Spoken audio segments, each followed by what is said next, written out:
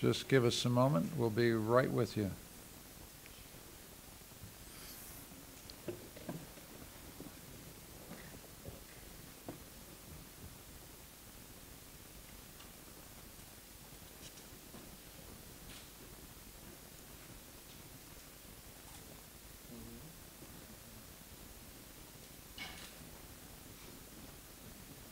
Okay, good afternoon. I'm Michael Ignatieff. I'm the rector and president of Central European University. We're delighted to have you here. We're delighted in your interest. I want to introduce on my left Zsolt Enyedi, the pro-rector for Hungarian Affairs. On my right, Eva Fodor, the dean for social sciences. And on my far right, Liviu Matei, who is the provost of this university. We're here to talk about the impact of the decision by the Hungarian Parliament to extend the CEU deadline for another year. This means, first of all, that CEU is now legally allowed to admit a new class for the 2018-2019 academic year. But the government hasn't indicated whether it will sign an agreement at the end of the next year, and it won't tell us what we have to do in order to comply. And so we remain in a state of legal limbo. This is unacceptable, but it's also unnecessary. There's an agreement with the state of New York that the government could sign if it actually wants to solve this matter. A draft text agreed by both sides has been in place since early September. We can't release this text. I'd love to show it to you, but if you want to get a copy, you should ask New York or you should ask the government of Hungary. But we understand that its contents guarantee the right of CEU to remain in Budapest, which is our home, in return for establishing educational activities in New York. Now, when CEU heard that this agreement had been negotiated between New York and Hungary, we immediately set to work to figure out how to comply. And we signed a memorandum of understanding with Bard College, which we've released to you today. It's this nice-looking document here. And as you can see from this document, there will be a CEU physical presence on the Bard campus. There will be student and faculty exchanges, and we will teach programs jointly. And I'm pleased to say that a certificate program jointly taught by Bard and CEU in the economics of inequality is now up on the New York State website, and we will be teaching that shortly.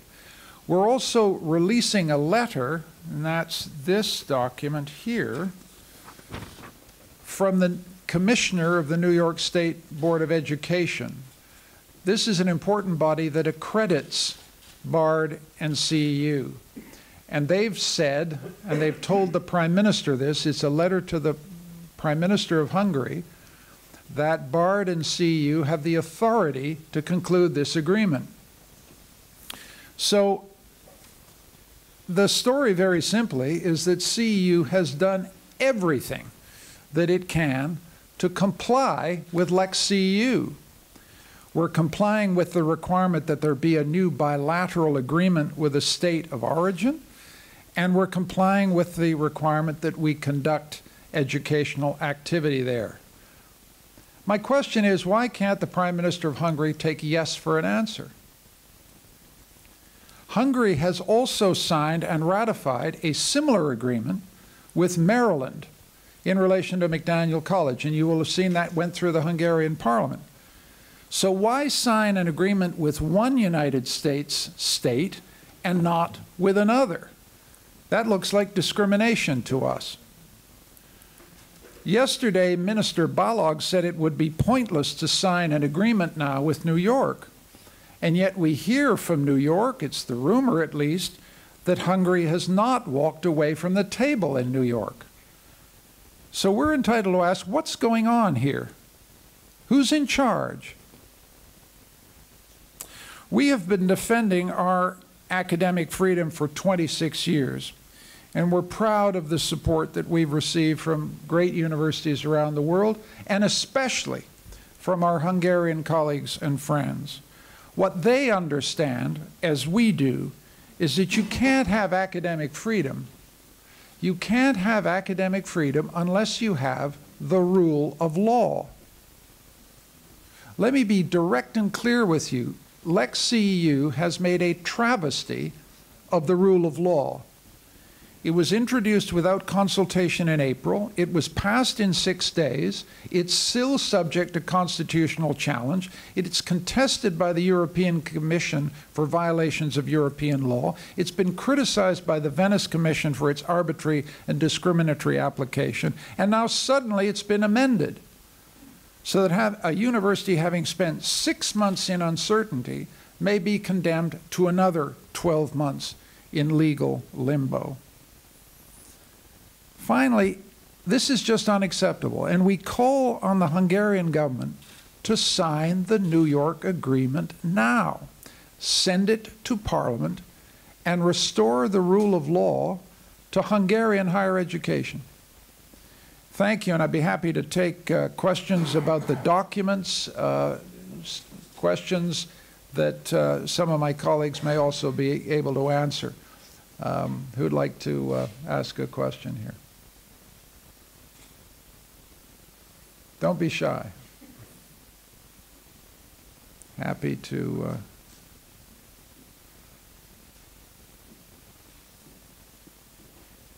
Yes.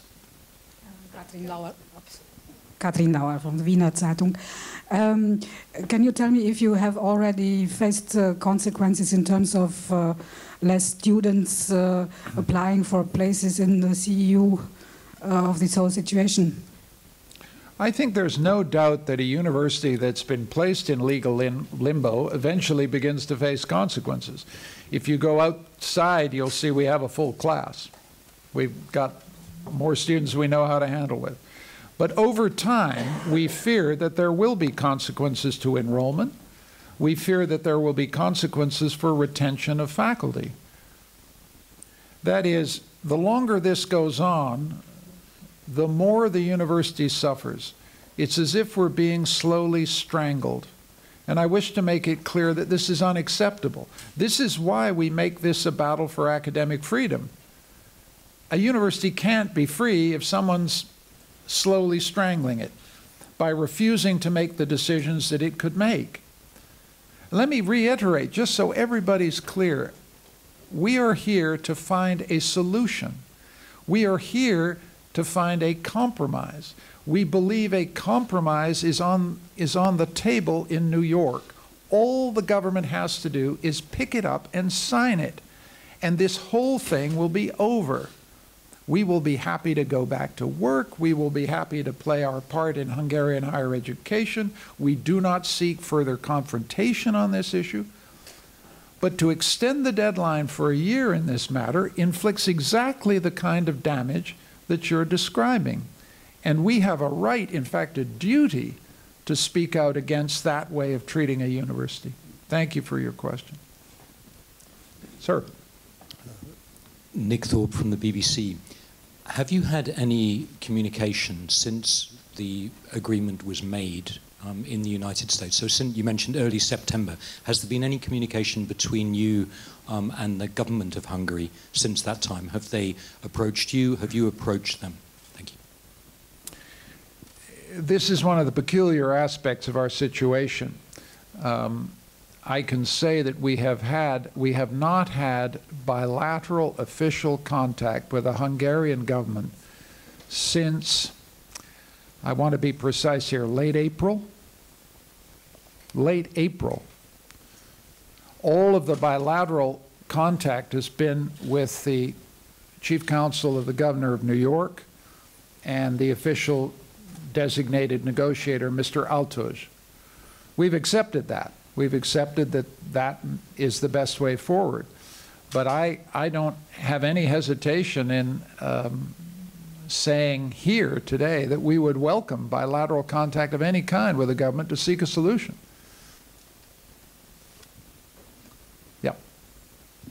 Lily Bayer for Politico Europe. During one of the last press conferences we had here, if I remember correctly, you talked about a plan B and that the responsible thing would be to keep a plan B in your pocket in case things don't work out. Is this plan B now coming to the table? Any responsible institution, as I said earlier, in that answer to that question, has to have a plan B. And we've said from the very beginning, there is no way, there's no possible way that CEU will cease operations. Throughout this crisis, we've continued to operate as a university. We go to work and do medieval history and philosophy and all the things we do. We've maintained uninterrupted operations and will continue to do so. And we're hoping that we get a solution quickly to this problem that allows us not to have any further talk about Plan B and allow us to get granite under our feet. This is my point about the rule of law. A university, a free institution, cannot operate without legal stability. And that's all we're asking from the Hungarian government. It's a perfectly reasonable request. I don't want to discuss Plan B issues further because I don't want to go there. I literally want, our objective in this press conference today, the previous ones we've had, every discussion we've had for 6 months, is to stay in Budapest. It is our home. We love it here. Hungarian friends and colleagues, we love Budapest. We like staying here. We want to stay here. Just as simple as that.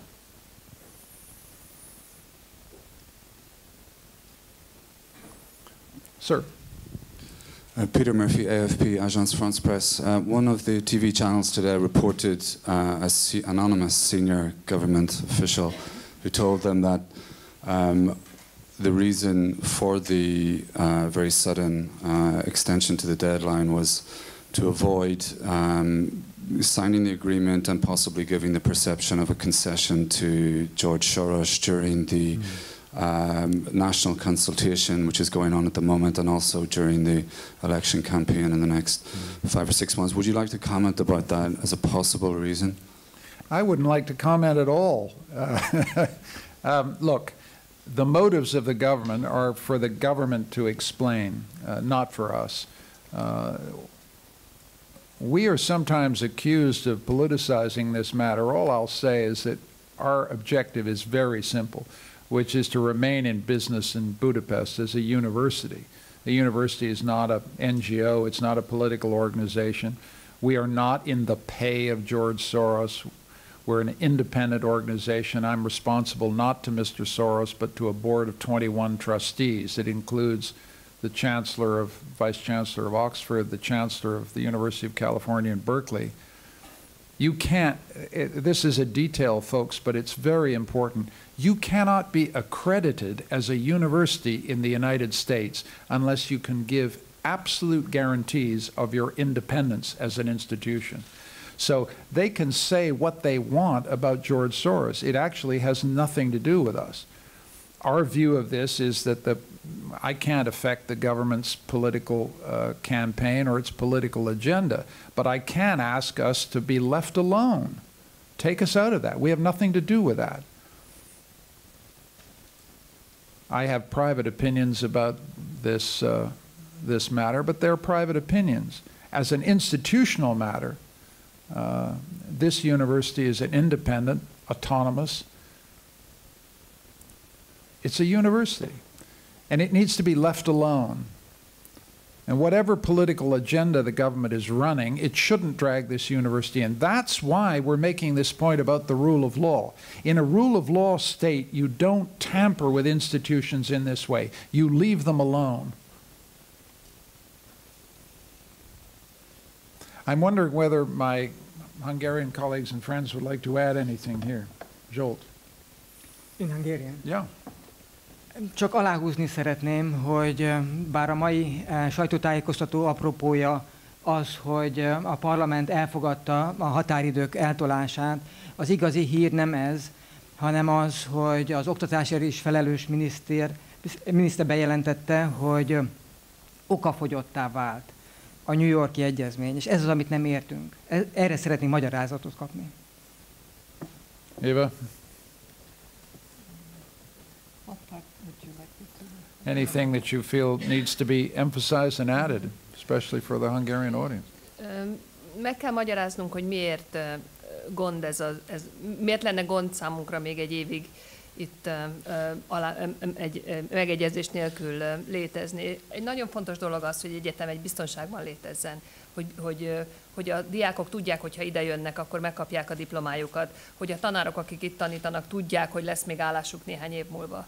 Úgyhogy hogyha az ember egy kávézót nyit, akkor is szüksége van arra, hogy tudja, hogy nem jó az, hogyha a főbérlő odajön és azt mondja neki, hogy hát maradhatsz itt, de majd amikor azt mondom, hogy nem, akkor nem. Tehát nem írok alá egy szerződést. Szerződés nélkül és egy jogi keret nélkül nem tudunk létezni ebben a kontextusban.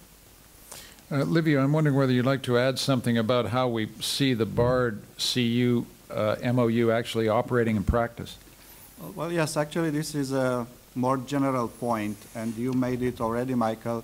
We do comply with the requirement in CEU law, Lex CEU, about educational activities in the United States. As you know, the law has several requirements, the most important of which are the bilateral agreement, the intergovernmental bilateral agreement, and that agreement exists and needs to be signed. CEU can't do anything about it because we are not a government. We cannot negotiate, let alone sign, but that text has been negotiated. And the other condition is to have educational activities in the country of origin, which in our case is the United States. And I should say that the deadlines outlined in the law originally were very difficult to meet and punitive, and several organizations, universities, including ourselves, have contested these deadlines. Now, however, that we do comply, it is very interesting that the government decided to extend the deadlines.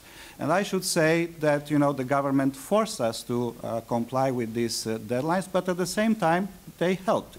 I should say, in fairness, that during the summer, as part of the negotiations with New York, we have been informed about the requirements of the Hungarian authorities regarding educational activities in the United States. So we are able to know what do they mean by educational activities. And more specifically, as the rector mentioned, we have been asked directly by the Hungarian government to have a memorandum of understanding with the New York chartered and accredited universities, and we concluded that agreement very quickly. You will get a copy today. That agreement has been approved by the Board of Trustees of the two institutions, CEU and BARD.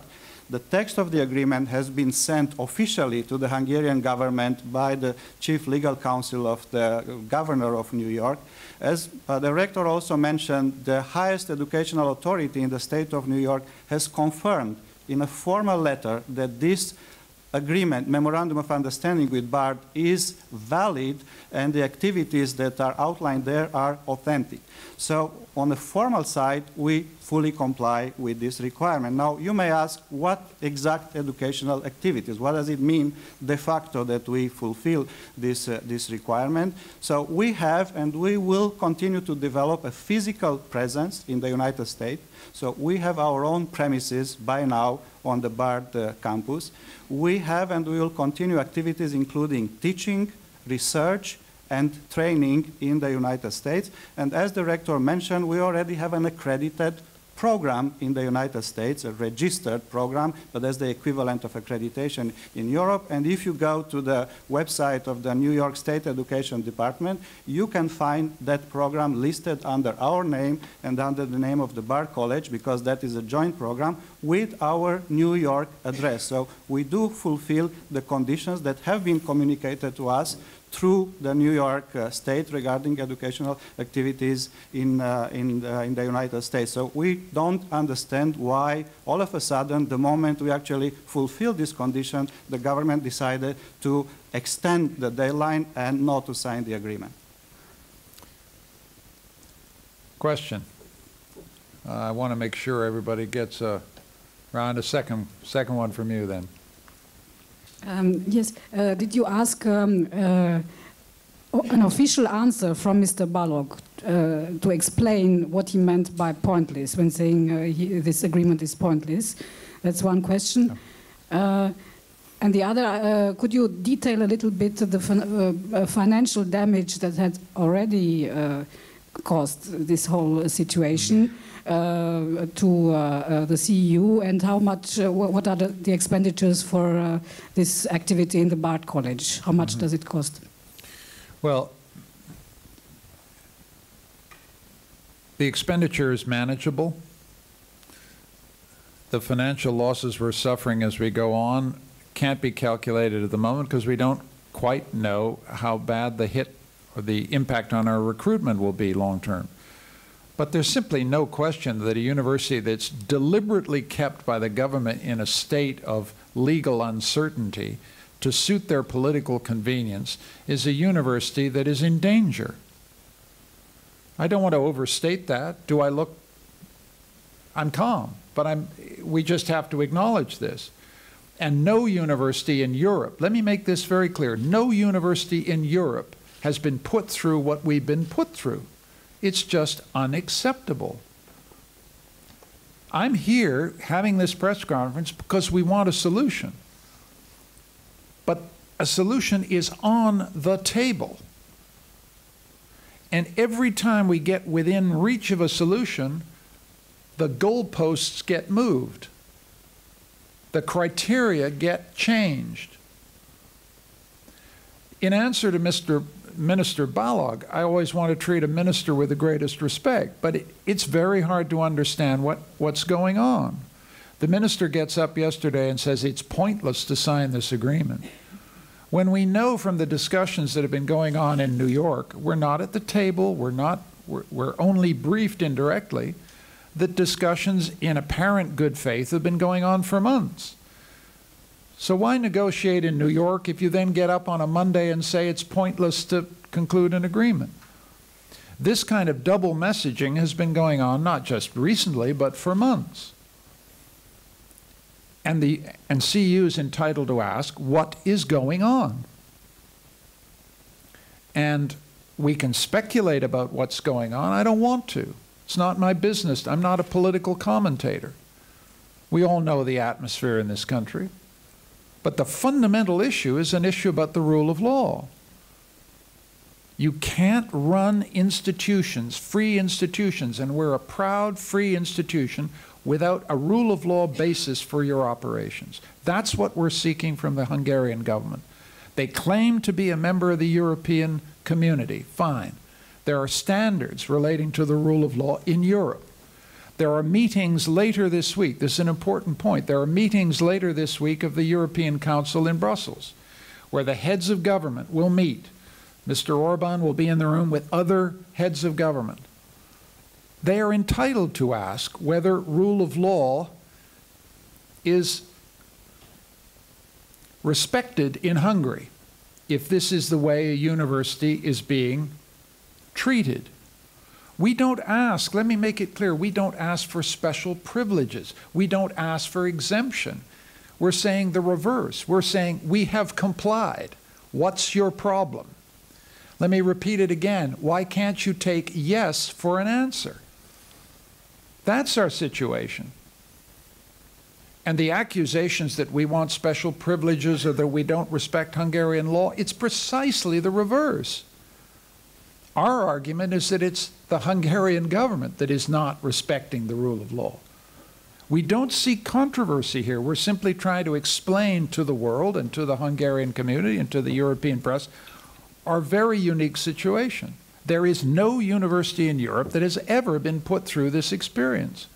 And we think it's completely unacceptable and unnecessary because we can find a solution. There's a solution right there at the end of Minister Balog's fingertips, at the end of the Prime Minister's fingertips. He can pick it up, sign it, we're done. And we will comply in every respect because we want to stay here, because we respect Hungarian law, because we respect the whole structure of this country. This is an elected government. We get that. Any further questions? Sir. Barabás Balázs, Digi24 Television Romania. Did you try contacting the American embassy here in Budapest, and maybe they can find out the details and the backgrounds of all this story, given that the Hungarian government is supposed to need to give a specific answer to such a request from the American embassy? On a separate note, the chargé d'affaires today in a round table discussion, just said that he is very worried about the liberty of press in Hungary. Thank you. Well, we've been extremely grateful for the support we've received from the Embassy of the United States from the beginning. I think you'll remember the very first press conference we held in April, who was there in the front row but the chargé d'affaires of the Embassy of the United States. But with all due respect to the United States government, we feel that we need to make our own arguments. The particular issue that's been at stake is whether a United States federal agreement, not an agreement with a state, but with the federal government, is required in order to comply with Lex CEU, and that has involved the United States government because it's a federal matter.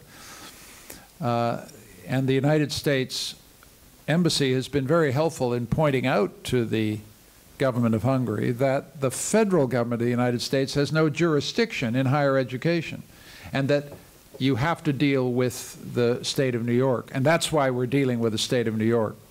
So I won't comment on what Chargé Kostolancic had to say. I wasn't present, but I would thank the State Department for all its help throughout. But as I say, we feel this is a deal that can be done between the state of New York and the government of Hungary, and we don't need additional help. We can get this thing done, but let's do it.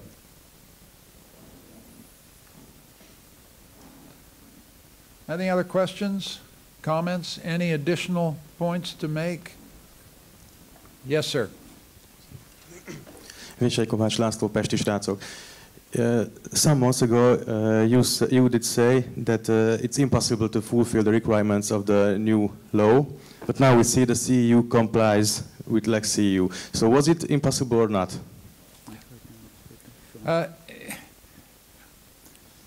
It was impossible within, well, at the time when I made that remark, there were two problems. First, the deadline. Secondly, the fact we didn't know what compliance meant. What you have to understand about this whole process is the government did not define to us what compliance with Lex CEU actually entailed. Then we had negotiations in New York through the summer, right? We were not there, but in that process, the compliance requirements were clearly defined by the 1st of September. As soon as they were clearly defined, we complied. Okay? You can't jump through a hoop until you know its shape and size. Do you see what I'm saying? When I said it was impossible to comply, it's impossible because we didn't know how high the hoop was or how big it was. By September, we knew how high the hoop was, what its size was, and what we had to do to jump through it. And we jumped through it. And we're delighted to jump through it. I want to reemphasize, we're looking for a solution here. Okay?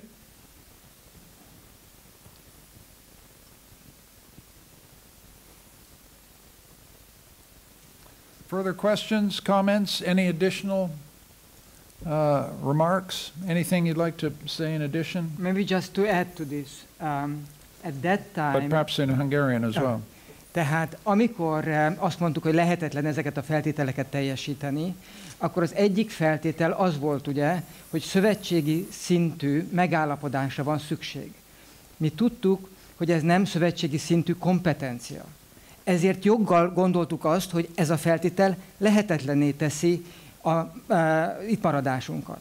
Ehhez képest most azt látjuk, hogy a McDaniel College esetében nem okoz gondot az, hogy ilyen a két fél által aláírt megállapodás nem létezik, mert az amerikai oktatási miniszter levelét a magyar kormány elfogadta, mint előzetes megállapodás. Ezt mi akkor nem tudhattuk.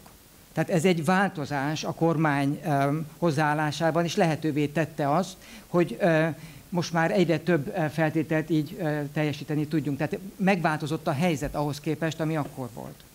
Perhaps for the benefit of the English language reporters, you could just give us a edited summary. Yeah, just the question was, why did we say at that time that the conditions are impossible to meet?